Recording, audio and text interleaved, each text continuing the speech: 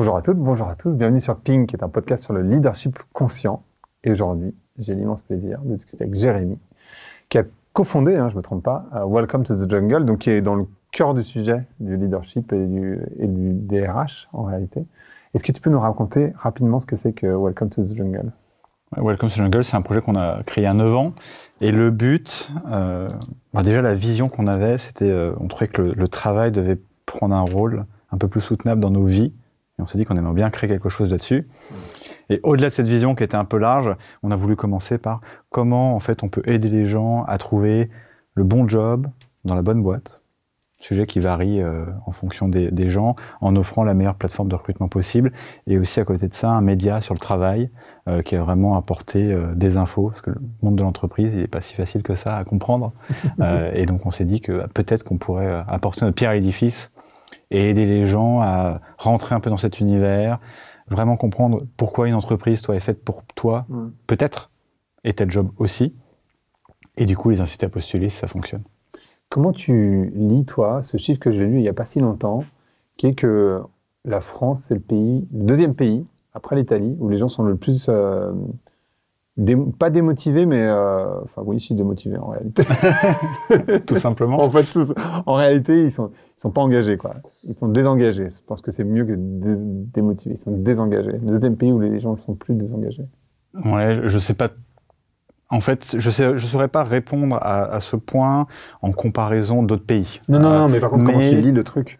En fait, si on le relie à des sujets qu'on voit sur Welcome to the Jungle, qui sont par exemple les raisons pour lesquelles les gens vont choisir un job plutôt qu'un autre, aujourd'hui, je pense qu'une des priorités, c'est un double sujet de sens.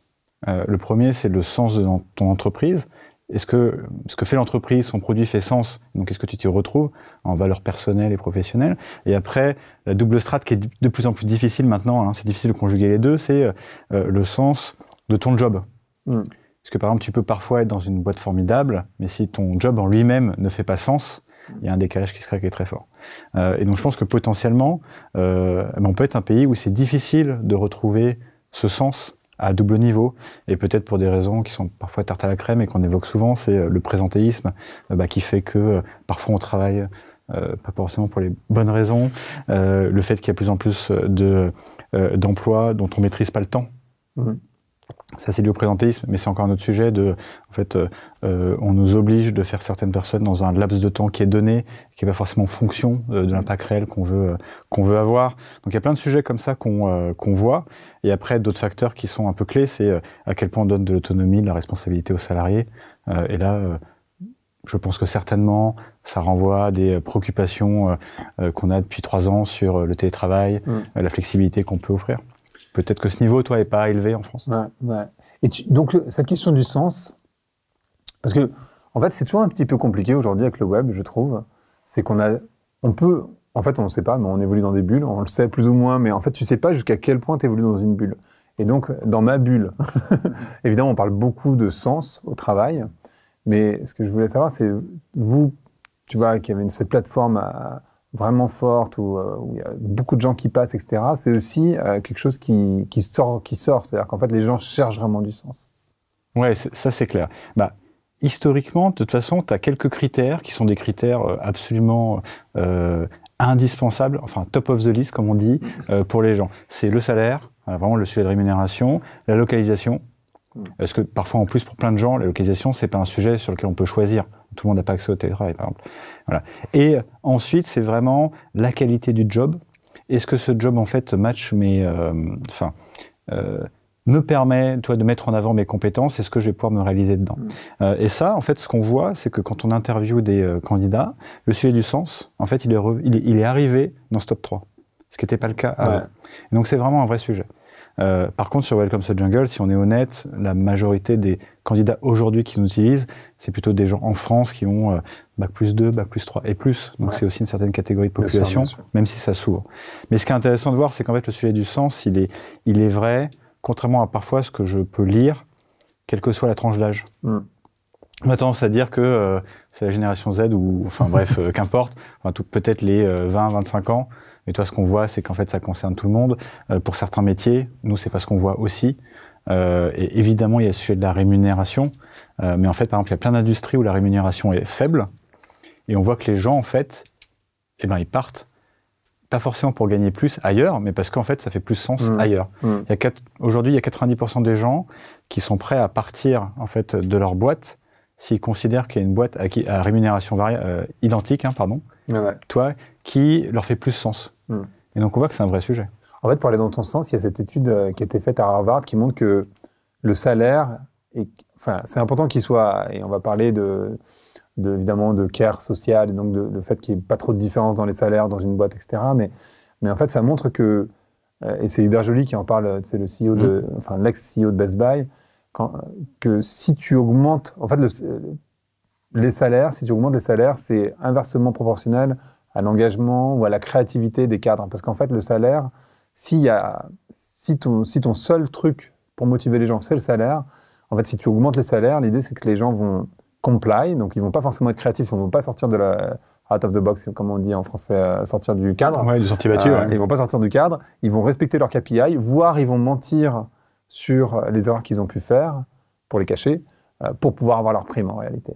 Et du coup, c'est une machine à casser la créativité et une machine à cacher les erreurs. Donc du coup, c'est pas forcément hyper efficace pour les métiers créatifs. Les métiers créatifs étant des gens qui sont derrière l'ordinateur en réalité. Parce que quand tu es à la chaîne, ça marche bien, mais ça va un peu dans le sens de ce que tu dis, c'est-à-dire que le sens... Et à l'inverse, par exemple, j'ai reçu la CEO de Label Emmaüs, où là, les gens sont hyper engagés, et finalement, les salaires sont relativement faibles.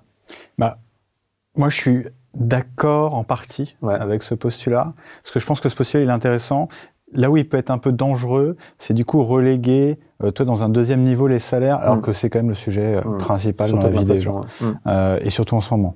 Et donc, avec aussi le risque, par exemple, que tu évoques, dans certaines industries, typiquement, toi, le non-profit, où on voit, par exemple, des risques de burn-out, enfin, souvent des gens qui sont dans une sorte de détresse professionnelle, parce qu'en fait, il y a tellement de sens. Et d'ailleurs, ils sont tellement mal payés que, en fait, derrière aussi, cet équilibre, toi, il est pas respecté. Donc moi, je dirais que ce qui est intéressant, en fait, c'est la conjonction des deux, et que je dirais que le salaire, c'est une condition nécessaire, mais pas suffisante. C'est absolument nécessaire, je pense, qu'il soit au bon niveau, qu'il permette à chacun d'avoir aussi un équilibre personnel, toi, qui fonctionne bien, et surtout qu'il soit, dont la méthodologie soit rigoureusement identique en fonction des gens. N'est-ce pas? Autre sujet. Mais par contre, c'est sûr que si, en fait, on en fait l'unique raison pour laquelle les gens restent, je pense que ça fonctionne un certain temps, mais en fait, ça fonctionnera jusqu'à ce qu'il y ait une autre industrie qui soit plus performante, qui rémunère mieux. Je pense que c'est par exemple un chiffre qui a eu lieu ces dernières années, on va dire par exemple du consulting, de la finance vers la tech.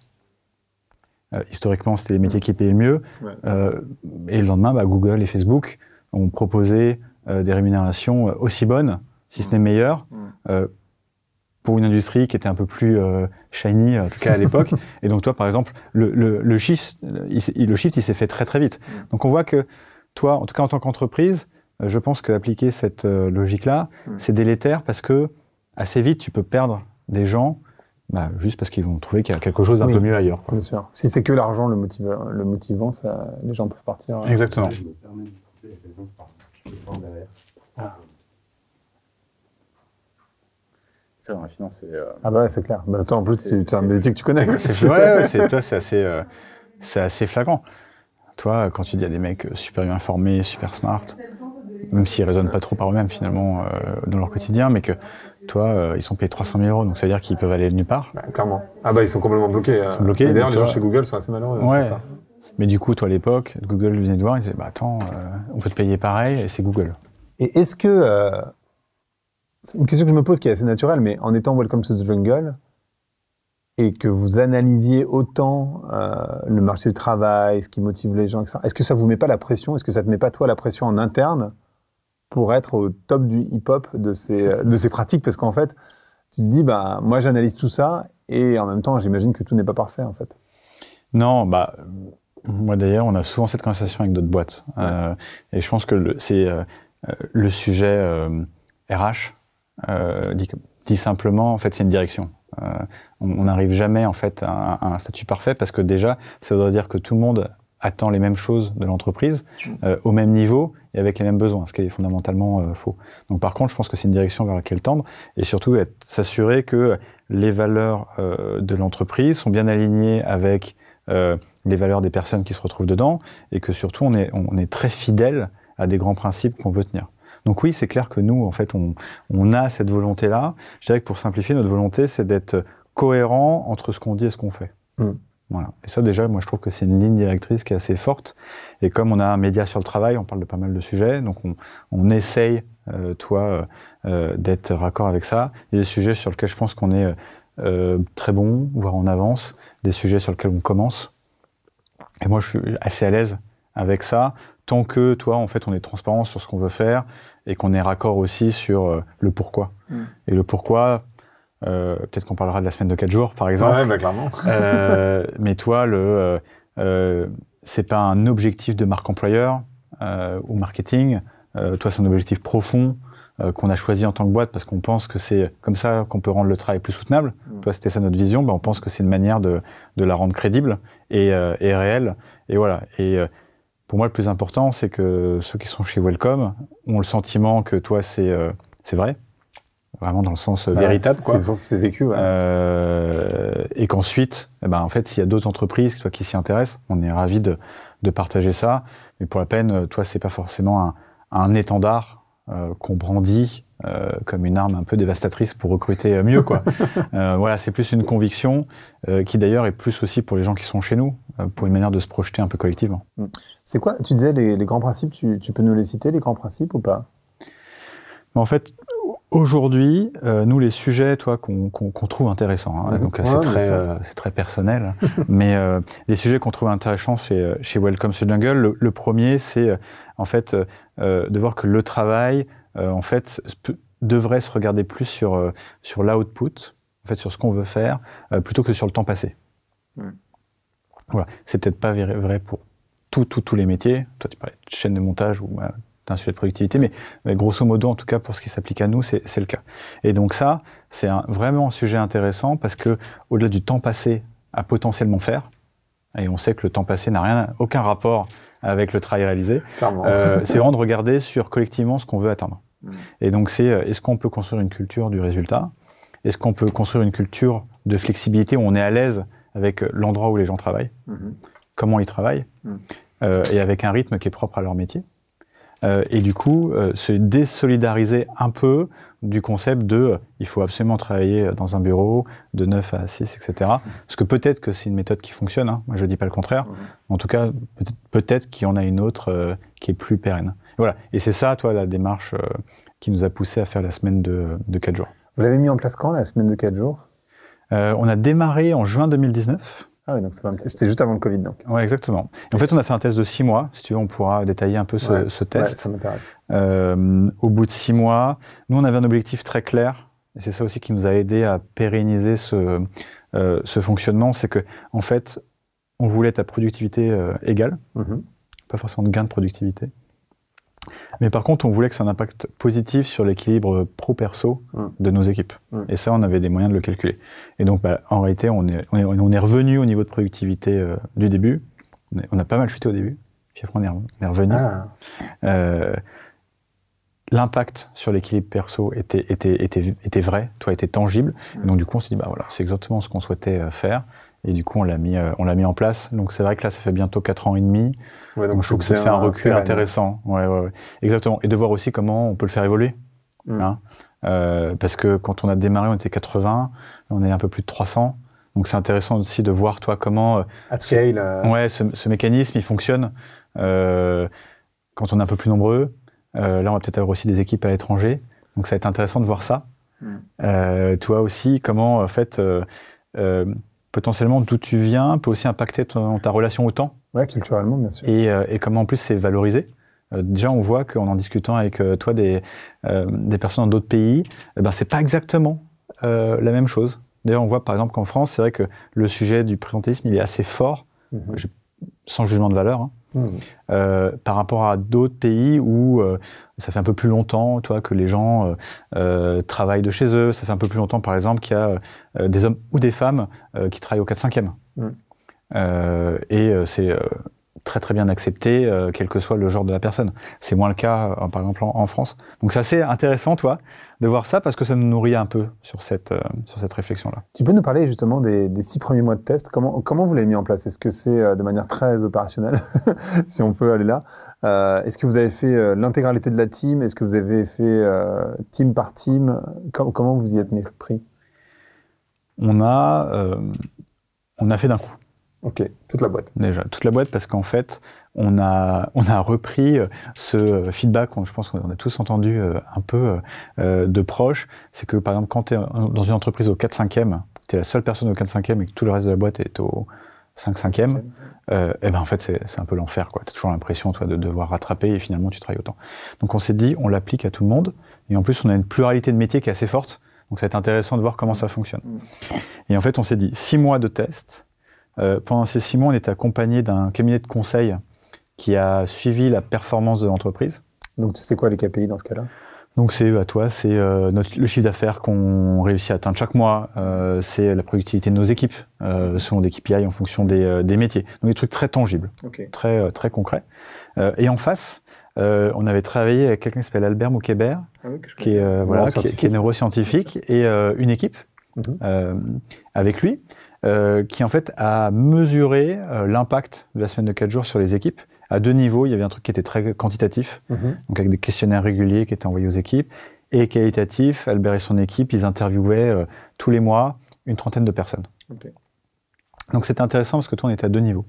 Voilà. Et en fait, on a fait cette période de 6 mois avec toi, j'ai envie de dire, cette prise de pouls régulière, et à la fin, c'est ça qui nous a permis de voir ça.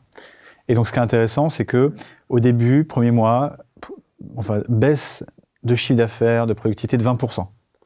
Ah ouais, oui, donc un 5e, quoi. Bah, un 5e. Et donc là, c'est la magie des maths.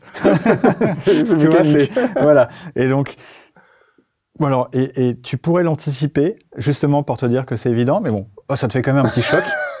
Voilà. Et donc après, ce qui est intéressant, c'est le travail que tu fais. Et en fait, ce que je trouve fondamentalement, toi, riche, en fait, dans la semaine de 4 jours à ce moment-là, c'est qu'en fait, le temps est beaucoup plus précieux qu'avant. Parce que tu en as moins. Et donc, du coup, en fait, ça t'oblige un peu mécaniquement, un peu organiquement même, toi, à améliorer la manière dont tu vas travailler, et pas dans le sens les slides sont plus efficaces, etc., quoique, mais plus, en fait, le meeting qui sert à rien, en fait, il a un poids significativement plus fort. Qu'avant. Ouais. En tout cas, pendant ce test, on a vu que le nombre de réunions du début à la fin du test a diminué de 30%. Oh, wow. Donc l'impact, il est quand même assez fort parce qu'il y a plein de trucs qu'on n'avait plus le temps de le faire. On s'est dit, est-ce que c'est si important que ça? Franchement, on a d'autres choses à faire. Voilà. Et d'ailleurs, il est un peu remonté depuis. Comme quoi, ce sujet, toi, il revient toujours à la charge. Ça nous a obligés aussi à repenser parfois notre mode de fonctionnement. J'allais dire l'organisation, peut-être, non? Oui, exactement. Au début, tu pouvais choisir ton jour off quand tu souhaitais. Toi, ça, c'est un peu une anecdote que je raconte souvent, mais 2 semaines après, on s'est rendu compte que c'était plus possible de se voir. Parce que quand par exemple, tu veux te réunir à 4, chacun a un jour off différent, le prochain rendez-vous, c'est dans un mois. Ah oui, bah oui. Donc voilà. Donc, au fur et à mesure, tu améliores un peu le système. Le problème, c'est que le dispositif de la semaine de 4 jours, il est connu de personne parce que quasiment personne ne le fait. Donc on a beaucoup tâtonné. On a été pas mal aidé aussi de ces personnes qui nous ont accompagnés. Et ce qui était intéressant du côté d'Albert et de son équipe, c'est qu'en fait, il le dira beaucoup mieux que moi, mais il y a une corrélation intéressante entre la semaine de 4 jours, la maîtrise, le sentiment de maîtrise de ton temps qu'elle apporte. Et ce sentiment de maîtrise, il a un impact énorme sur l'estime de toi-même. Et donc, on a vu qu'en fait, cette corrélation progressive, ça avait un impact assez positif sur les équipes. Et c'est ça qui nous a convaincus à la fin. Plus, en tout cas, moi, à titre perso, ça m'avait aussi pas mal touché, et c'est toujours le cas, mais plein d'histoires, une anecdote interne, de gens qui te disent, grâce à ça, j'ai repris une activité physique, grâce à ça, j'ai commencé le cours de poterie ou de céramique que j'ai jamais pu faire, parce qu'à Paris, en fait, les trucs en plus, c'est de la semaine. Ouais, bien sûr. c'est bien fait. Grâce à ça, j'ai passé mon permis, j'ai passé du temps avec mes enfants. C'est ce que j'allais dire. J'ai passé du temps avec un parent malade. J'ai une autre activité, parce que nous, on permet d'avoir une autre activité à côté de l'activité de Welcome. Toi, on a une personne qui passe son jour off dans une fromagerie.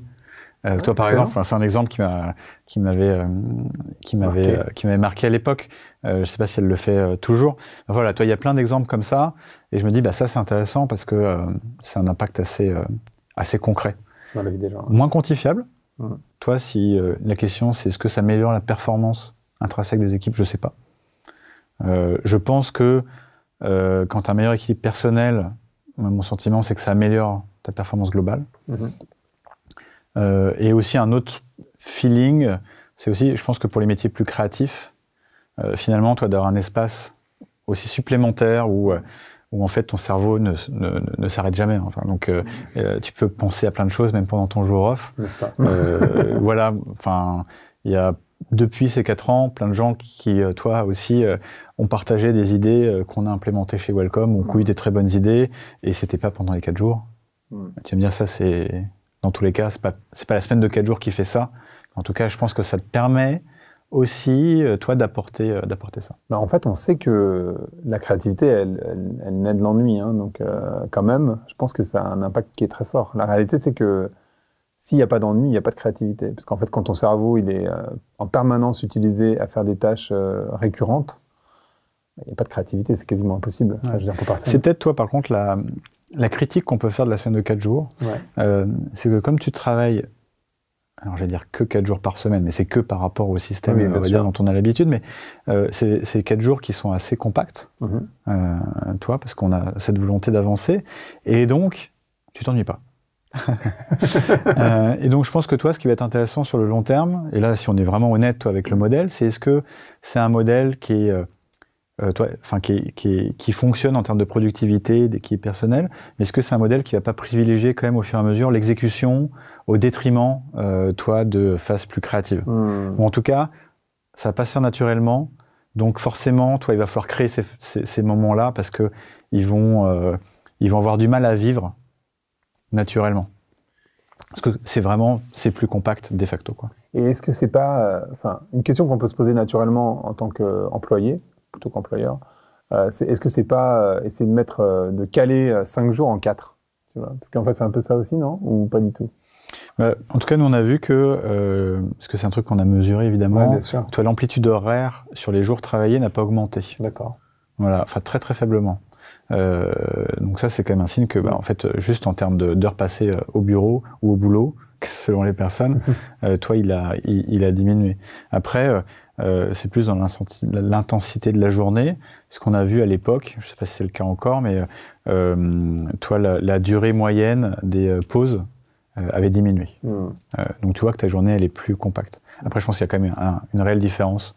En tout cas, on le voit ici, entre toi, la semaine de 5 jours classique, et là, la question finale étant, moi j'ai lu pas mal d'études, toi, sur le temps réel passé de travail par jour. Oui, en fait, c'est 3 heures. 3 et 3 heures et demie. Donc la question, c'est est-ce que en semaine de 5 jours, on travaille 3 heures, 3h30 par jour? Est-ce que la semaine de 4 jours, parce qu'en fait le contexte est meilleur, est-ce que déjà, si tu passes à 4 heures ou 4h30, c'est déjà un gain de productivité en réalité. En fait, toi, tu es à minimum ISO, et tu es même potentiellement un peu mieux. Voilà, moi c'est un peu là aussi comment je... Je pense qu'il y a très peu de gens qui savent qu'on ne peut pas travailler vraiment beaucoup. Enfin, moi je le vois parce que je suis indépendant et que je suis tout seul chez moi.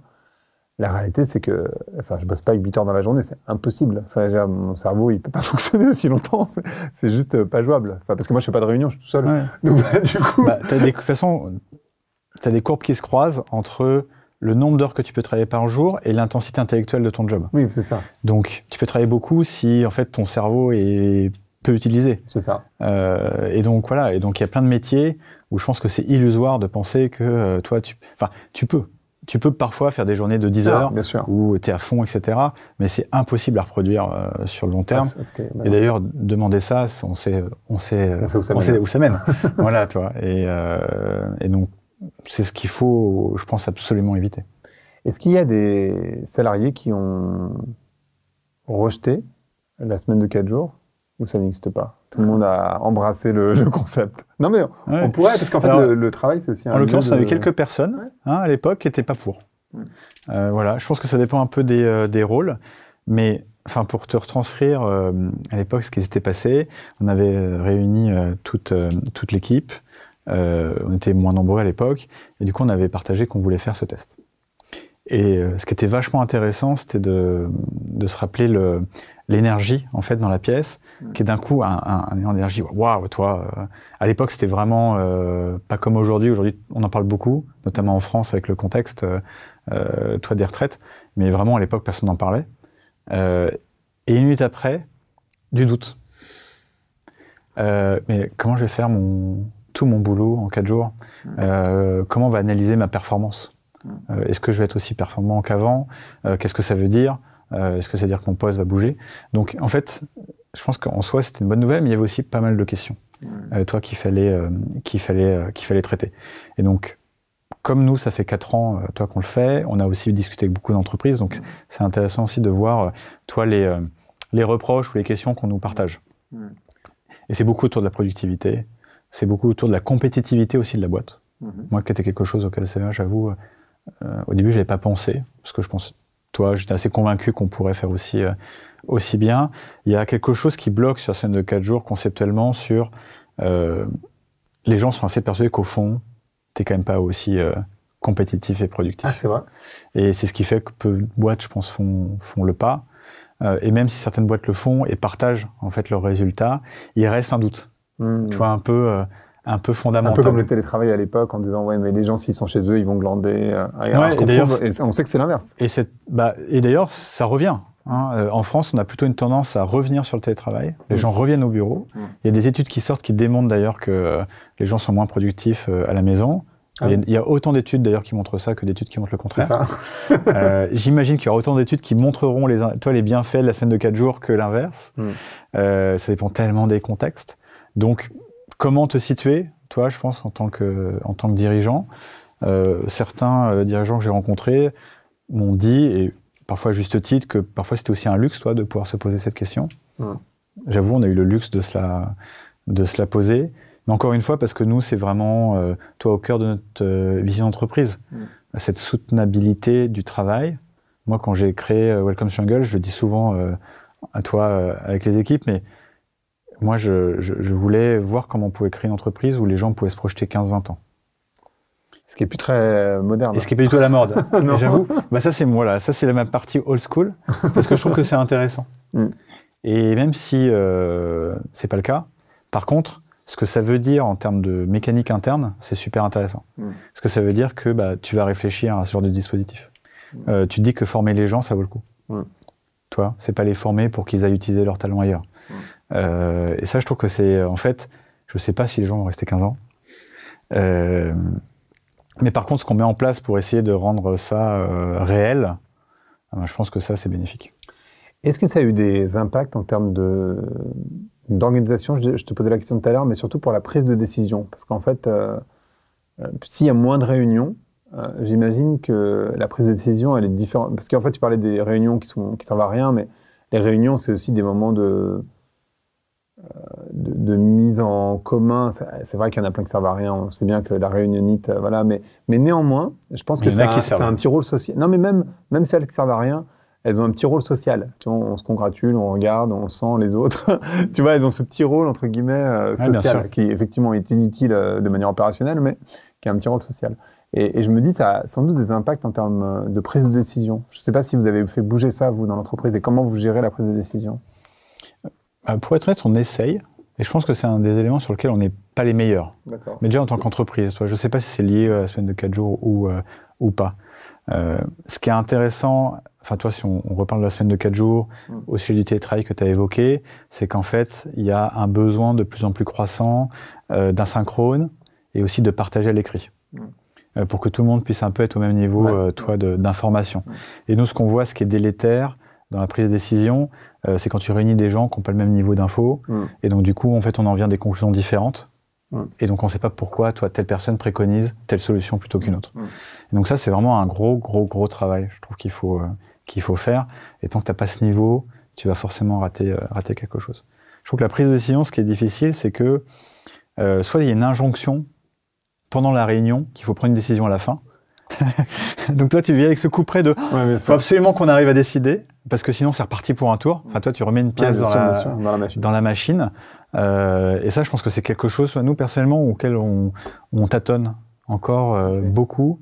Parce qu'en fait, vraiment, toi, si je peux être transparent sur le sujet, on hésite tout le temps entre, on va dire, tu as une sorte de despotisme éclairé de quelqu'un qui va prendre la décision, parce qu'aussi ça rentre un peu dans ses prérogatives, et quelque chose où en fait on a envie que ça soit consensuel, toi le fruit d'une réflexion commune, avec pas mal de gens qui ont travaillé sur le sujet, et du coup ça peut prendre pas mal de temps, et le consensus parfois, tu n'es même pas sûr que tu vas y arriver, voilà, et l'autre est plus efficace. Mais par contre, la marge d'erreur, elle est potentiellement énorme. Oui, bien sûr. Et donc c'est vrai que nous, en fait, on a du mal avec les deux parce que je pense que fondamentalement, on a vraiment envie, je pense que c'est sincère, toi, que les décisions elles viennent de ceux qui font. Oui. Et parfois on voit que parce que c'est lent en fait, ce mode-là, et que parfois on a des impératifs. Toi, on veut accélérer et donc on passe voilà. Et donc, tu vois, j'ai l'impression qu'en fait tu passes ta vie à osciller sur ces deux sujets-là et un peu justifier chacun, quoi. J'ai rencontré une boîte qui avait un système que je trouvais hyper intéressant où la prise de décision se fait à trois, c'est-à-dire la personne qui propose l'idée, l'autre personne qui n'est pas d'accord et une personne intermédiaire qui est pas là pour faire la loi entre les deux, mais plutôt qui voilà. Et quand les trois sont d'accord, ils considèrent que si trois personnes sont d'accord sur l'idée, avec les améliorations qu'ils ont pu apporter l'un et l'autre, c'est intéressant. Du coup, ça passe. Ouais. Non, c'est super intéressant parce que je pense qu'un des trucs les plus durs aussi, c'est le fameux disagree and commit, où on se dit en entreprise souvent, bon, on n'est pas forcément d'accord, mais en fait, on va privilégier le consensus et la décision, et puis si t'es pas d'accord, tu vas quand même, te mettre en fait dans le wagon, quoi. Et ça, en fait, quand c'est bien fait, c'est hyper puissant. Et quand il reste un petit résidu, de non, quoi, c'est là où les choses sont hyper compliquées parce que après, on va traîner un peu la patte, on va mettre du temps. Et voilà, toi, c'est ça sur lequel, moi, je trouve qu'on a toujours beaucoup de travail à faire pour être sûr que ça avance et que, du coup, aussi derrière, t'es, toi, une culture à l'aise sur l'échec. Ouais, complètement. Qui dit, en fait, on a pris une décision avec toi, ces informations-là. Donc c'est ce qui fait que selon nous à l'époque, la décision était bonne. Bon, il s'avère que finalement, ça l'a pas fait. Mais parfois d'ailleurs, ça l'a pas fait parce que la décision est bonne, mais l'exécution est mauvaise, tout simplement. Mais du coup, ça doit pas nous empêcher d'en prendre une, etc. Et ça aussi, c'est pas facile, en tout cas d'expliciter que l'échec ou l'erreur, ça fait partie un peu du process. Et d'ailleurs, je pense que c'est plus facile quand tu es dirigeant, quand tu as ton compte, en fait, de dire ça. Bien sûr. Parce que finalement, l'échec, toi, en fait, à plein de niveaux, c'est pas très grave. Enfin, non. Mais ça l'est un peu plus quand toi, c'est quelqu'un, c'est la responsabilité, qu'il est jugé là-dessus, dont sa performance est indexée dessus. Donc voilà. Donc je trouve que d'ailleurs, de la relation à l'échec, c'est plus facile pour moi, je pense, de dire pas de problème, que d'autres. Et faut être attentif à ça. Mais quelle place vous voulez ? Parce qu'en fait, l'échec, il est inhérent à la créativité. C'est-à-dire qu'en fait, si tu laisses pas de place à l'échec dans l'entreprise, il ne peut pas y avoir de créativité, c'est impossible. Donc, quelle place vous laissez à l'échec dans ce cas-là ? Enfin, comment vous gérez pas les erreurs, parce que les erreurs, c'est différent. C'est-à-dire que, pour moi, une erreur, ça serait de te tromper sur quelque chose qui est ton job. Et dans ce cas-là, c'est problématique, parce que si c'est ton job de faire X ou Y et que tu te trompes de manière régulière, on a un problème. Par contre, si tu échoues dans un nouveau projet où en fait personne ne sait vraiment, mais bon, faut bien tester parce que sinon, si on teste pas, on saura jamais. C'est pas la même histoire en fait. Et du coup, la place que vous laissez à l'échec et du coup à la créativité, c'est quoi ? J'aime bien la distinction que tu fais entre échec et erreur parce que c'est vrai. Et pour moi, l'erreur, c'est un peu dans le spectre de la performance, de ta fiche de poste, de ce que tu es censé accomplir, etc. Et ça, je dirais que c'est vraiment un sujet à part. Je trouve que sur l'échec, c'est vraiment lié à est-ce que tu t'offres, toi, une plage où tu peux prendre du risque, tu peux essayer de nouvelles choses. Et pour une société comme la nôtre, c'est hyper important. On est une boîte jeune, on traite le sujet de manière nouvelle. Et d'ailleurs, toi-même, à titre personnel, il y a plein de trucs qu'on a essayé de lancer chez Welcome to Jungle qu'on ratait.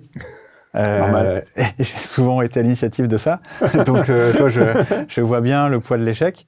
Voilà. Et ce qui est dur, c'est en fait de pas rester sur ça, qui t'empêche après de retenter l'aventure. Moi, je pense que l'échec, pour moi, le plus problématique, c'est quand tu tires aucun retour d'expérience de ce truc-là. Tu te dis ça n'a pas marché, J'ai dit, ouais, mais c'est parce que toi, tel truc. Et qu'après, tu recommences un truc, mais voilà, tu as un peu oublié, pour plein de raisons, ce qui s'est passé avant. Et ça, je pense que c'est dur parce que, par exemple, pour une boîte comme la nôtre, où toi, on a finalement quand même levé un peu d'argent, des gros impératifs de croissance, etc., et qu'en vrai, l'échec, c'est jamais agréable. Ou dans des périodes comme celle-là, où toi, on est dans un contexte difficile, de récession, en fait, finalement, ton goût pour la créativité, il est décroissant. Les gens ont envie de moins faire d'erreurs et surtout de moins se retrouver en situation d'échec parce qu'on se dit que c'est dangereux. Et donc, c'est là où il faut naviguer correctement. Mais après, je pense que c'est aussi une question de com. Toi, tu l'as évoqué un moment, c'est comment on célèbre en interne. Je pense que parfois, ça vaut le coup de célébrer autant un truc réussi et de se dire que, en fait, toi, ce truc-là, ça n'a pas marché, mais bon, en fait, c'était top. On avait lancé un produit, toi, qui s'appelle Welcome Originals. Ouais. C'est une plateforme de contenu en ligne. C'était un peu le Netflix de, on va dire, la formation un peu aspirationnelle. Ouais. Je dis comme ça, c'est très pompeux. Mais pour moi, c'est un des meilleurs produits qu'on ait lancé en 9 ans. C'est pas marché. Mais pour autant, toi, c'est pas ce qui fait que c'était pas un super bon produit. En fait, c'était un super bon produit. On l'a fait en 1 an en plus. Je pense que plein de boîtes auraient mis 5 pour faire ça. Et voilà, c'était hyper puissant, ça n'a pas marché. Mais je trouve que toi, après, ce que j'ai des équipes, c'est quand même le symbole, en fait, qu'on a vraiment réussi à atteindre un niveau d'excellence sur tel sujet qui était hyper fort. Donc raccrochons-nous à ça. Toi, c'est hyper. Par contre, sur d'autres trucs, on était à l'ouest, quoi. Ouais, bah ça arrive à tout le monde. Hein, voilà. Il y a cette définition du succès qui est le succès, c'est une série d'échecs. Enfin, si tu apprends, ce que tu disais des échecs, parce que si tu n'apprends pas forcément, ça reste des échecs qui n'ont aucun intérêt. Mais ça serait quoi, toi, ta définition du succès? Parce que je sais que c'est pas l'argent, je sais que tu n'es pas dans cette idée de l'accumulation. Donc, comment tu définirais, toi, le succès pour toi? À la fin de ta vie, tu te diras, sur mon lit de mort, j'ai réussi ma vie parce que... Ouais, alors j'essaie de pas trop me projeter sur mon lit de mort. Moi, c'est une question que je me pose hyper régulièrement. Ouais. Hein. Écoute, c'est une excellente question. Je pense que ça dépend un peu aussi de ton moteur, quoi, personnel, j'imagine. Moi, j'ai toujours dit, je prends beaucoup de plaisir à travailler avec des gens que je trouve brillants, extrêmement créatifs, ou en tout cas qui font des choses où moi je n'y penserais même pas. Et d'ailleurs ça vaut aussi dans la sphère personnelle, toi. Et donc ça, je trouve que toi, avoir passé ta vie à être en contact de ça, je trouve ça hyper puissant. D'ailleurs c'est pour ça que moi je suis pas forcément attaché fondamentalement au sujet d'entrepreneuriat. Pour moi l'entrepreneuriat c'est un contexte. Enfin, il s'avère que tu veux faire quelque chose et le cadre qui te permettrait de le faire n'existe pas, donc du coup t'es pas obligé de le faire, quoi. Donc toi, je m'étais jamais dit, il faut absolument être entrepreneur avec tout ce qui peut aller avec. Je pense que si demain, par exemple, là je suis bien occupé, mais si par hasard dans 20 ans, je sais pas, je trouve une boîte formidable et que je pense que je peux contribuer, que j'ai très envie de travailler avec cette personne, moi ça me pose, toi, aucun souci. Peut-être pour la personne, mais ça c'est un autre sujet. Et je dirais que je trouve que toi, le succès de travailler avec des gens qui t'inspirent, qui t'apportent des choses, qui te challengent un peu au quotidien, je trouve ça hyper riche parce que moi je pense que c'est quand même ce qui fait que toi le matin, ce qui est excitant, c'est quand toi tu as une réunion intéressante, quand tu vas voir des gens avec qui peut-être tu as envie de traiter un sujet, tu sais pas encore trop comment ça va fonctionner, mais tu te dis qu'avec eux, toi tu vas réussir. Quand on va t'apporter un nouveau sujet, qu'il va falloir le tacler, je trouve que c'est ça qui est intéressant. D'ailleurs, les sujets peuvent être en eux-mêmes plus ou moins excitants. Hein. Ah, bien sûr, bien sûr. Mais toi, je trouve que c'est un vrai moteur. D'ailleurs, pour revenir à la discussion du début, sur le sens, on n'est pas égaux sur le sens. C'est-à-dire qu'en fait, il y a des gens qui peuvent trouver du sens dans des choses où toi, ça ferait aucun sens pour toi, et c'est totalement OK, en fait. En fait, le job d'un leader, finalement, c'est de créer les conditions de trouver du sens. Après, les gens, ils trouvent le sens. Parce que pour moi, le côté un peu paternaliste de dire le sens, c'est si tu fais de la méditation pleine conscience ou je sais pas trop quoi, enfin peu importe, c'est peut-être bien pour toi, mais ça marche pas pour tout le monde. C'est-à-dire qu'il y a des gens qui aiment pas méditer et puis il y a des gens, pour eux, promener leur chien ou marcher dans la forêt, c'est méditer. Enfin, c'est méditatif, ou en tout cas, c'est ce qui leur fait du bien et tant mieux pour eux. Et pareil pour, tu vois, Il y a des gens qui, je sais rien, avoir une pièce parfaitement propre, ben pour eux, c'est hyper important et peut-être que pour ça, ça n'a pas de sens. Ouais, tout à fait. Il n'y a pas de jugement à porter. Et d'ailleurs, c'est ce qui est potentiellement dur. Je pense que quand tu as fondamentalement envie de créer un environnement, toi, qui fait sens pour les gens, c'est d'aller un peu dans ce côté du sens pour tout le monde.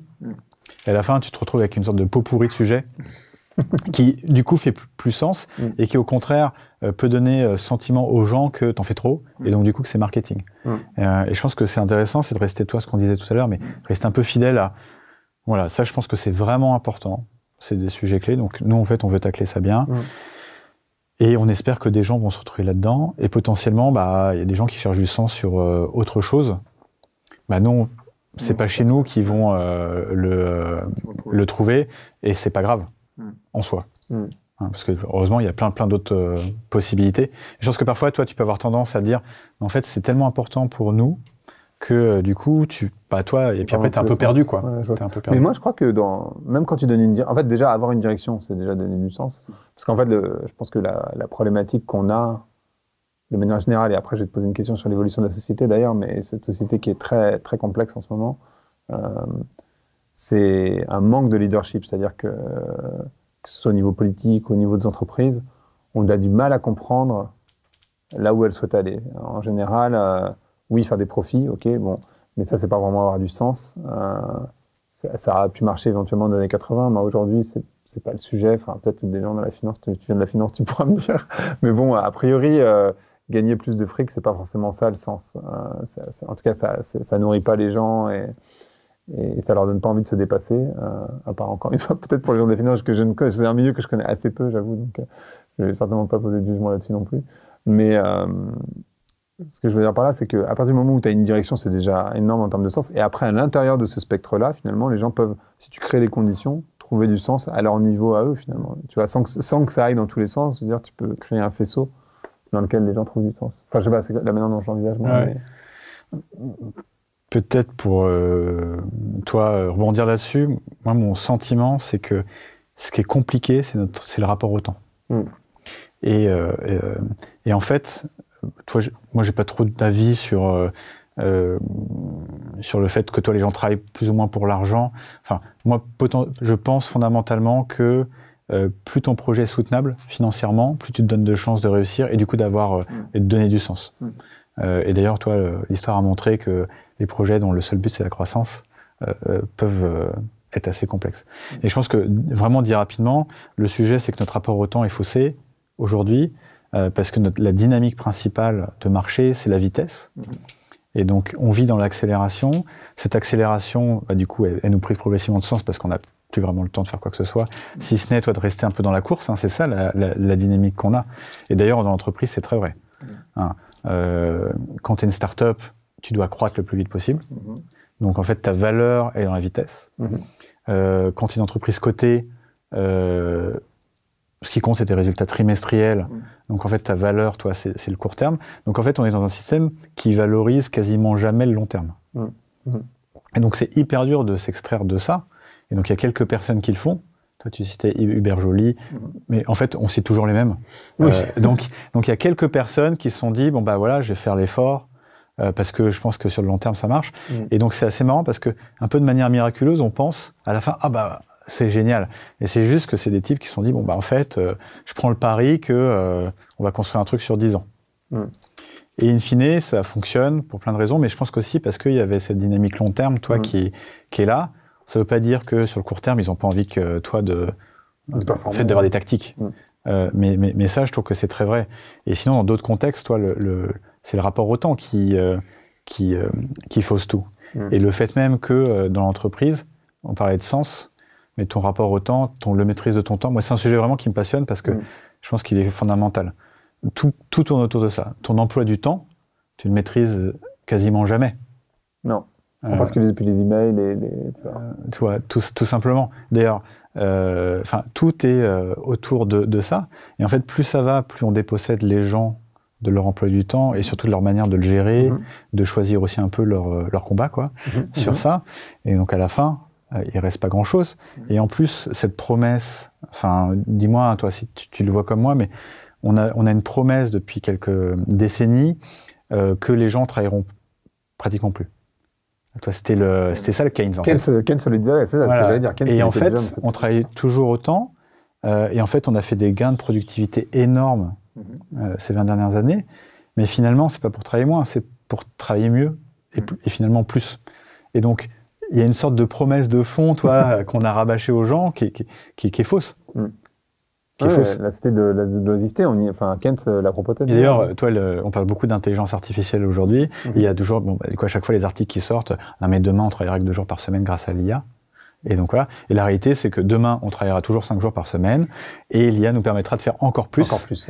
Ouais. Et voilà. Et la question, c'est est-ce que ça, quelle partie du sens ça va potentiellement t'enlever, quelle partie du sens potentiellement ça va t'apporter, hein, peut-être. Je pense que c'est aussi ça le débat. Mais moi, je crois, à chaque fois qu'on a voulu gagner en productivité, on n'a jamais diminué le travail effectif. Tu vois. Et donc cette promesse, elle a toujours été un peu vide. Ça me fait penser à une interview que j'ai faite d'un géographe, donc rien à voir avec le leadership, qui est spécialisé sur les Indiens Kogi, donc en Amérique latine. Et il les emmenait en Europe, et ils sont en voiture, et ils passent dans le tunnel du Mont Blanc, et les Indiens ils sont effarés, en fait, de rentrer dans un tunnel, et ils comprennent pas. Tu vois. Et donc la réponse, donc c'est Éric Julien, c'est oui, mais ça nous permet d'aller plus vite pour passer à travers de passer à travers la montagne. Ça permet d'aller plus vite de l'autre côté. Et leur réponse, c'est mais jusqu'où vous voulez aller plus vite en fait, ou vous voulez aller plus vite pour aller jusqu'où. Et j'ai trouvé ça hyper candide et en même temps extrêmement vrai sur notre société. C'est-à-dire on veut toujours aller plus vite, mais en fait à la fin il n'y a pas grand-chose à cette vitesse. Non, et puis en plus c'est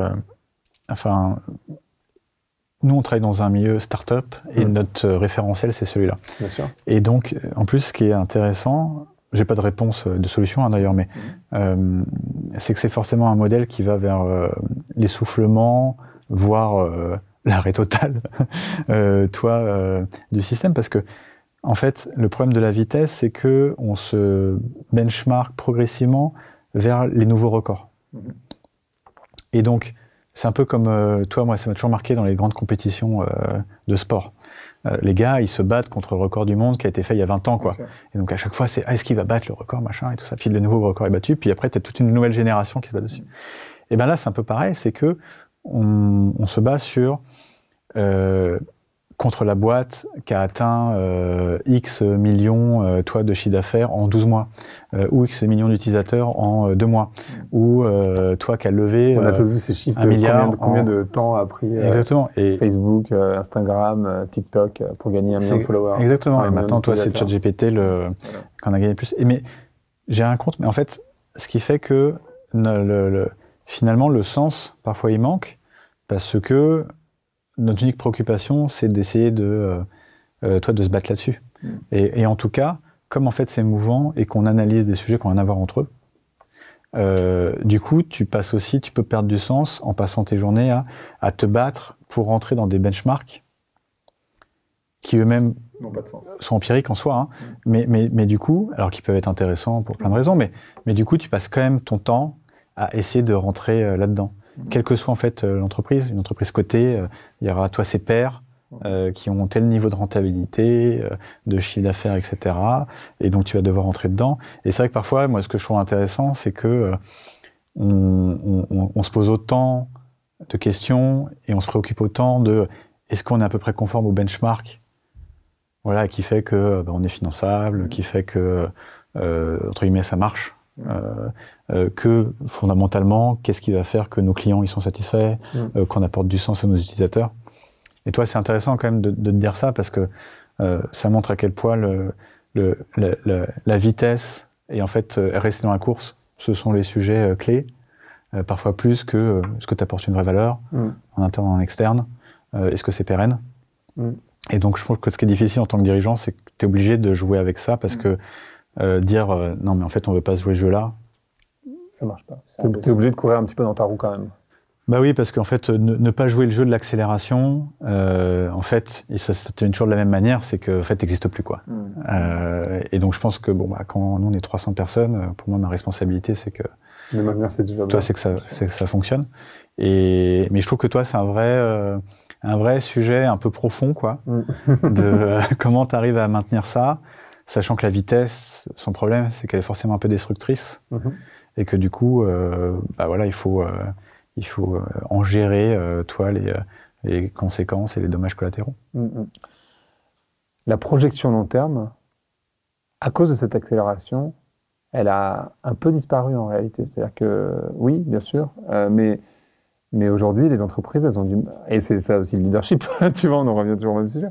C'est-à-dire que le leadership, c'est pas forcément d'être dans une autorité d'expertise de « je sais précisément comment on va faire », mais c'est juste de dire, bah moi, je crois que c'est par là qu'on doit aller sur les 5-10 prochaines années. Et d'ailleurs, ceux qui même me suivent, et on y va tous ensemble et joyeusement. Et après, vous restez le temps que vous voulez, tant que vous croyez dans le projet, a priori, vous allez rester avec moi, mais vous restez dans... Voilà, je vous emmène dans cette dynamique et moi, c'est par là que je vous emmène, en fait. Et c'est ça qui me manque, je pense, fondamentalement. Et encore une fois, politiquement ou dans l'entreprise. Bah, c'est vrai que la vitesse, elle est... en fait, la vitesse, son problème, c'est son attrait. Et en fait, c'est extrêmement grisant. Et d'ailleurs, je trouve que la promesse fondamentale, et qui marche bien, en vrai, hein, des startups, c'est que ça va tellement vite que les gens ils vont grandir à vitesse grand V. Oui, c'est vrai. Et il y a plein d'histoires comme ça, en fait. Mais le problème, c'est que du coup, tu fondes, en fait, ta culture et ton fonctionnement et ta promesse RH, si on peut l'appeler comme ça, de boîte, sur cette vitesse. Et donc, le jour où il n'y a plus de vitesse, eh ben, la question, elle se pose. Bien sûr. Et d'ailleurs, c'est pour ça que toi, parfois, dans la tech, tu as eu des vagues de départ énormes. Bon, il y a aussi beaucoup de licenciements, mais toi, parfois, il y a des mouvements comme ça qui sont forts parce que les gens, c'est naturel. Hein, ils disent, bon, bah, en fait, la promesse, elle est plus là. Je pourrais peut-être aller voir ailleurs s'il y a quelque chose de plus intéressant, ou en tout cas une nouvelle promesse à chercher. Voilà. Et ça, je pense que c'est potentiellement un peu délétère. Ou en tout cas, moi, je dirais, toi, nous, on a eu la chance de grandir assez vite, mais c'est vrai qu'on se pose la question de est-ce qu'il n'y a pas aussi autre chose à créer on top hein, que ça, de pouvoir assez vite grandir, toi, agrandir ton spectre de responsabilité, mais il peut y avoir d'autres sujets.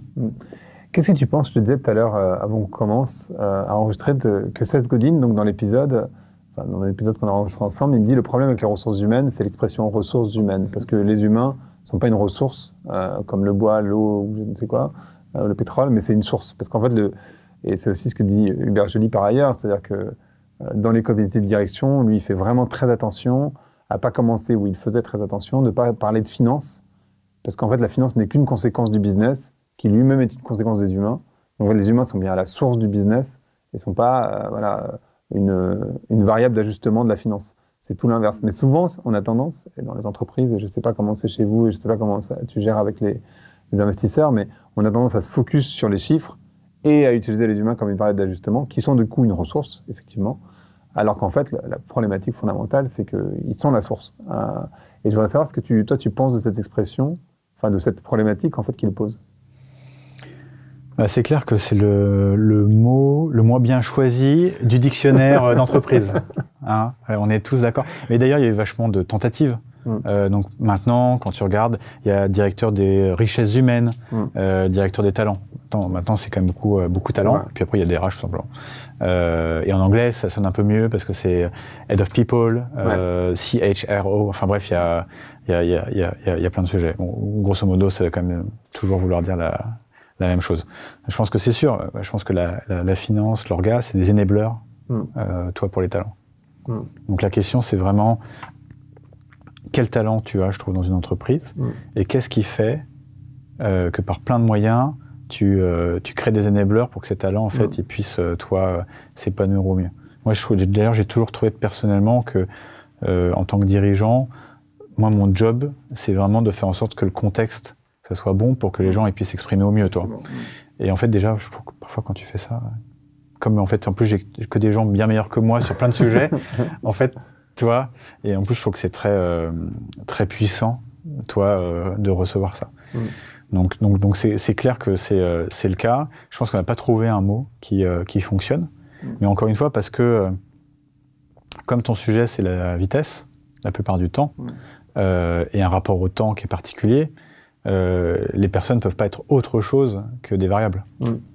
Et je pense que si, pour moi, tu veux changer cet état de fait, il faut changer le rapport au temps. C'est absolument indispensable. Moi, je trouve pas qu'il faut forcément avoir une politique extrêmement fermée, de protection des salariés, etc. Déjà, je pense qu'en France, on est quand même, plutôt... c'est plutôt bien fait et mieux disant que plein de pays. Je pense pas qu'il faille renforcer ça parce que j'aime pas trop les situations de déséquilibre. Mais par contre, offrir plus de long terme, c'est intéressant. Est-ce que, par exemple, quand tu es une entreprise cotée, c'est intéressant de poser la question, à des dirigeants, j'en connais quasiment pas, mais j'en pense quelques-uns. Mais voilà, donc c'est pour ça que je te dis, est-ce que si on leur pose la question de quel impact ça aurait, par exemple, de faire des résultats au semestre plutôt qu'au trimestre, ou même un résultat annuel. Alors bien sûr, ça ferait pas plaisir aux analystes financiers, à plein de gens, mais qu'est-ce que ça changerait? Je serais très curieux, d'avoir cette réponse-là. C'est une discussion que j'ai eue hier, justement. Non, parce que le Covid arrive, une crise arrive. En fait, quand ton cours de bourse dépend de ta réaction au trimestre, par exemple, tu es obligé de licencier. Bien sûr. Aux États-Unis, tu es obligé, en fait. Et d'ailleurs, 6 mois après, tu peux rembaucher quasiment le même nombre. Mais en fait, tu es obligé de montrer une réponse. Et donc, ça montre bien, le sujet de ressources. Tu as des ressources à allouer. Il faut montrer que tu sais gérer au mieux ces ressources-là parce que c'est des ressources limitées, forcément. On vit dans un monde à ressources limitées. Donc, voilà. Et si tu avais 1 an, je pense que ça change fondamentalement ta manière de gérer cette crise, Je suis d'accord. Voilà, donc, ça m'a toujours intrigué de me dire si la bourse marchait sur une périodicité qui était différente. Je poserai la question. Donc voilà, je te laisse poser la question. Dans Ping, on fera un épisode. Je reçois peu de boîtes cotées. J'en ai reçu une pour l'instant, mais c'est plus difficile parce que ils correspondent pas à ce que moi je cherche. C'est-à-dire que quand tu disais tout à l'heure, on parle toujours des mêmes.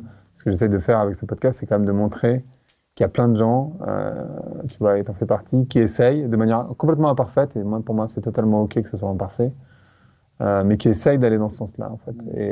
Et la majorité des boîtes cotées, malheureusement, pour les raisons que tu évoques, ils sont un peu bloqués. Ou alors, il faut vraiment qu'ils soient au pied du mur, pour prendre des mesures qui sont drastiques et qui les contraignent à aller dans ce sens. Et qui souvent fonctionnent. Et ça fonctionne, typiquement. Moi, c'est ce que j'adore dans l'histoire des RH, si on peut garder ce mot-là, mais moi, j'ai lu, franchement, plein de bouquins RH, forcément. Et ce qui m'a toujours fasciné, c'est que toutes les grandes innovations, elles viennent de boîtes en faillite. Et parce qu'il y a un truc voilà, c'est la cata, foutu pour foutu. Non, mais c'est ça. Essayons. Et donc Best Buy, Harley Davidson, Mais il y en a plusieurs. Je les ai pas plein de scénarios, plein d'ailleurs de choses qui fonctionnent pas in fine, mais c'est souvent dans des boîtes qui se disent bon, franchement, qu'est-ce qu'on a à perdre, et là le miracle. Et c'est super intéressant, de voir ça. En fait, c'est comme quoi, ce qui est intéressant, je trouve, et c'est le cas des 2 exemples que tu as montrés, et moi j'ai reçu Christopher Guérin de Nexens, même situation, boîte cotée, quasiment, alors pas en faillite, mais en tout cas prêt à être vendu, ils avaient perdu de la valo à mort, etc. Et du coup, ils embauchent Christopher, qui révolutionne complètement l'approche, et ça marche. Et en fait, ce qui est intéressant, c'est comme quoi ça vaut le coup d'oser. En fait, c'est ça qui est intéressant, c'est que, pour aller dans ton sens. Et c'est assez étrange de dire, faut attendre que tu sois au pied du mur. Mais il y a plein de fois où ça échoue. C'est-à-dire qu'en fait, moi, ce que j'ai observé pendant la transformation digitale, en particulier, c'est que tu vois cette vague arriver. Bon, en particulier là, en l'occurrence, crise écologique, toutes les polycrises qui sont face à nous. On sait que c'est là. En fait, t'as déjà les pieds dans l'eau. En réalité, si tu t'en rends pas compte, c'est un problème. Mais et si t'as pas appris à nager ou si t'as pas appris à surfer avant, en fait, tu vas te retrouver dans la flotte. Si t'as beaucoup de cash, tu vas pouvoir taper dans les bras, taper et puis ne pas te noyer, in fine. Mais pour beaucoup de boîtes, tu tapes, et puis à la fin, comme un gosse, tu te noies, en fait, parce que tu dépenses beaucoup d'énergie. mais parce que tu fais n'importe quoi, parce que tu es en train de paniquer. Et ça, en fait, dans une période qui est, pour moi, et qui va rester très complexe pour les deux prochaines décennies, je pense pas que ça va se résoudre comme ça demain, hein, malheureusement, il faut se préparer. Et il faut aller dans... Enfin, il me semble, hein, et c'est aussi pour le but de ce podcast, mais c'est, si vous ne transformez pas aujourd'hui, et si vous ne vous projetez pas sur le long terme tout de suite, il y a des chances que ce soit très compliqué dans les années à venir. Oui, c'est clair. Franchement, les boîtes le voient pas trop parce qu'elles sont prises dans cette vitesse de faut sortir au quarter, faut sortir à l'année, etc., etc. Et c'est dur, sincèrement, d'en sortir parce que globalement, les boîtes sont pas valorisées pour essayer de se projeter sur le long terme. Et toi, moi, c'est marrant parce que tu dis ça, parce que souvent ma métaphore, c'est toi, c'est t'es Kate et Léo, et toi, t'as un peu une vision long terme, t'es sur la porte. Et toi, voilà, et puis à côté, t'es là et tu coules. Même si on est d'accord qu'il y avait de la place pour les deux. Parce que ça, oui, en l'occurrence, il y avait de la place. Voilà, maintenant, on a tranché le sujet clé sur Titanic. Mais bon, en l'occurrence, il n'y en a pas tant que ça. Et c'est vrai. Et donc, moi, le seul pari que je fais, peut-être pour Welcome to the Jungle, c'est de dire, il y a peut-être des sujets sur lesquels on va mettre de l'énergie, de l'intensité. On pense que c'est pertinent, toi, la semaine de 4 jours, et d'autres sujets. Mais c'est peut-être ça aussi qui fait qu'in fine, dans 15 ans, toi, c'est un peu le socle fondamental qui fait que ça marche. Et surtout que les entreprises, elles ne fonctionnent que parce qu'elles ont les talents. Oui, bien sûr. On peut dire plein de choses, mais toi, in fine, c'est ça. Tu citais des exemples d'entreprises, en fait, où c'est des talents qui sont venus, qui ont changé un peu la donne. Et du coup, il faut que cette attraction, elle existe. Et ça, je pense que c'est le cas quand toi, tu as ça aussi au fond. Ce que je trouve intéressant aussi dans les boîtes qui sont dans des situations difficiles, c'est aussi à ce moment-là où le rapport au temps, il change. Parce qu'en fait, elles sont très, très, très court-termistes. Et là, bizarrement, en fait, quand c'est la cata, étrangement, tu changes un tout petit peu. Toi, tu te dis, en fait, ça a laissé mon dernier coup, donc allez, accordons-nous 6 mois. Alors qu'avant, toi, tu te disais, j'ai une semaine pour faire un truc. Et d'ailleurs, c'est marrant, toi, cette espèce de coup d'accordéon. Alors du coup, il ne faut pas le rater. Ah oui, alors... Mais bon, c'est un peu ta dernière chance. Mais du coup, toi, d'un coup, c'est ça. Et c'est ça que je trouve intéressant. Et je pense que le but, un peu, c'est d'éviter d'être dans cette situation-là, pour toi, donner un grand coup de rame. Si on arrive à trouver un truc où on est bien, mais en fait, on est quand même, toi, en capacité 2, c'est super puissant. Comme chez Welcome to the Jungle, vous parlez à plein de publics, mais en particulier, j'imagine, quand même à des publics jeunes, et que tu as écrit aussi un bouquin, je faisais la référence tout à l'heure, sur 100 questions ou 100 points de vue sur des problématiques un peu clés, et que vous traitez la problématique des Gen Z. Tout le monde a essayé de comprendre comment ces Gen Z fonctionnent, c'est quoi leur rapport au travail, c'est quoi leur rapport à l'autorité, etc., etc. Est-ce que toi, tu vois une différence majeure dans leur rapport à l'autorité, dans leur rapport au travail de manière générale? Moi, je suis souvent décevant sur cette question, parce que mon sentiment, c'est que non, il n'y a pas vraiment de différence. En fait, la différence fondamentale, elle est que ils ne sont pas du tout au même niveau de maturité sur la relation au travail, avec des gens qui bossent depuis 15-20 ans. Où tu sais un peu plus quand même ce que tu as envie de faire, tu sais sur quoi tu es bon.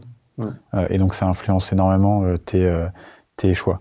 Donc, moi, je trouve que c'est juste une évolution normale de ton rapport au travail, de ce que tu en attends, ton rapport à l'argent aussi, qui évolue quand même beaucoup en fonction de tes différentes expériences professionnelles. La seule chose, je pense que peut-être intéressante à voir, c'est le rapport à la démission ou au changement de poste. Je pense qu'historiquement, c'était quelque chose qui était plus rare, ou en tout cas qui était vécu un peu différemment socialement. Et ça, pour la peine, il y a pas mal d'études qui le démontrent. Il y a 30 ans, on démissionnait pas sans avoir un autre job. Après, ça arrive. Voilà, mais c'est un fait. Aujourd'hui, et d'ailleurs on le voit, et d'ailleurs il y a plein de mouvements qui parlent de ça, il y a plein de tendances Instagram ou TikTok là-dessus, les gens démissionnent, et sans pourtant se dire j'ai trouvé un autre job derrière, juste parce que ça leur convient pas. Voilà. Et ça, par contre, je pense que c'est une évolution qui est intéressante, parce qu'en fait, ça fait un peu plus mal aux entreprises. C'est très différent quand tu es une entreprise de quelqu'un qui démissionne pour un autre job. Tu te dis, bon, en fait, tu as plein de raisons de te convaincre que tu pouvais pas faire autrement. Ouais, là-bas, ils vont sûrement mieux payer, le titre est mieux. Enfin, toi, c'est facile de se convaincre que c'est pas notre faute. Ouais, bien sûr. Là, t'es un peu face à tes responsabilités. Le mec se barre, quoi. Et d'ailleurs, toi, en tant que dirigeant, ou en tout cas pour les gens toi qui sont managers et qui voient des gens qui démissionnent, l'impact psychologique de la personne qui démissionne qui a rien derrière, c'est vachement différent. Tu rentres et tu dis, oh, en fait, ouais, c'est que ça allait pas, en fait. Ouais, c'est que ce qu'on lui proposait, fondamentalement, ça allait pas. Donc, elle préfère ne rien faire, se mettre à risque, personnellement, plutôt que rester. Ouais.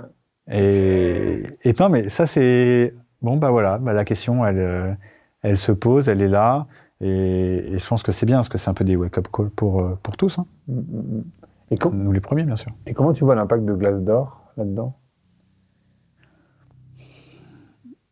Je pense que Glassdoor, c'est un sujet à double tranchant. Ouais. Parce que, à la fois, on vit, je pense, une période où la libération de la parole sur ce qui se passe réellement en entreprise, elle est importante. Mais le problème, c'est qu'en fait, ça se fait de manière très déstructurée. Et donc, soit il y a des comptes, Insta, etc., qui partagent un peu, qui libèrent la parole. Non, mais ça, il y en a plein. Et en fait, il y en a plein dans plein de pays. Donc, c'est pas qu'en France. T'as Glassdoor, où du coup, les gens partagent des avis.